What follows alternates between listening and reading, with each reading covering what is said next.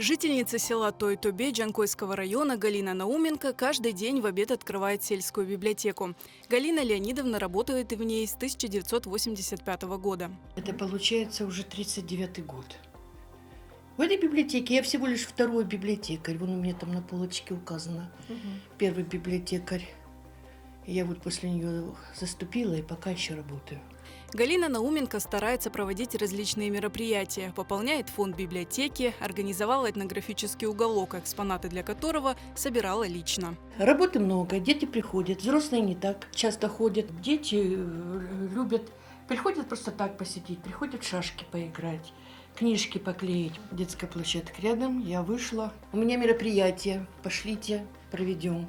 Село Той-Тобе находится в центре Джанкойского района. Дальше за селом раскинулись поля и крымские степи. В середине 19 века население Той-Тобе было практически полностью крымско-татарским. Затем село опустело, очевидно, вследствие миграции крымских татар.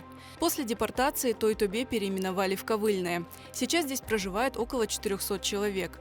Фарих Абселямов – один из первых крымских татар, который поселился в Той-Тобе после возвращения из ссылки. Его мать родом из соседнего села. Анам Жадра Борлак кöyінде туылған, Жадра Борлактан депортировали. 89-90 senesi көчіп келдік. Бияққа мына яшаймыз. Өзбекстанда яшағанда рахметлі анам постоянно Қырымға барсақ тек өзіміздің көйге деп. Постоянно бізді мозги вдалбливала, да?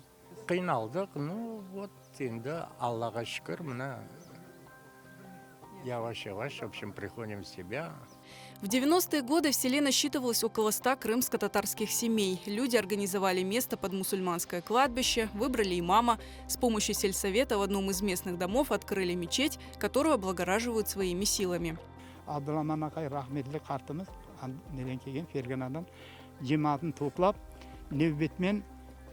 Bir оқытып, дуа яптырды.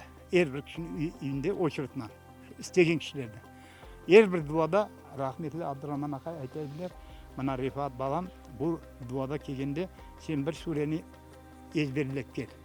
Мен сон бір айдан сон тырышайдым, шу дуаны ezberlеп үйренмеге.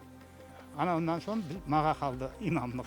Ана 18-20 жылдан берлі Несмотря на отдаленность от трассы и крупных городов, Той-Тобе не назовешь заброшенным селом, хоть и жизнь здесь не кипит, как раньше. У нас очень много людей работает на полях.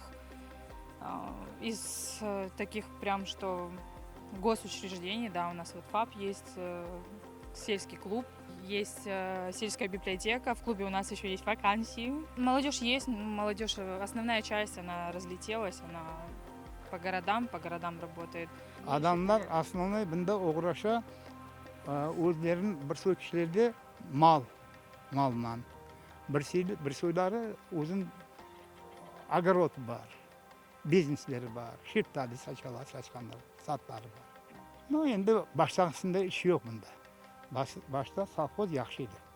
Бек баладан фермамыз бар еді бұнда, бақчалар бар еді, бек яқшы ел еді келген жылдарымыз, 90 жылдар. Мен өзім гидротехник çalıştым совхозда. Дегенмен қате екен, қайда барайық? Бір газ келсе болды, қызым, мына жолларны бақтыңыз. Насыл яқшы жоллар яптылар, я біздің көйде. Тротуарлар бар, ақшам светлер жана.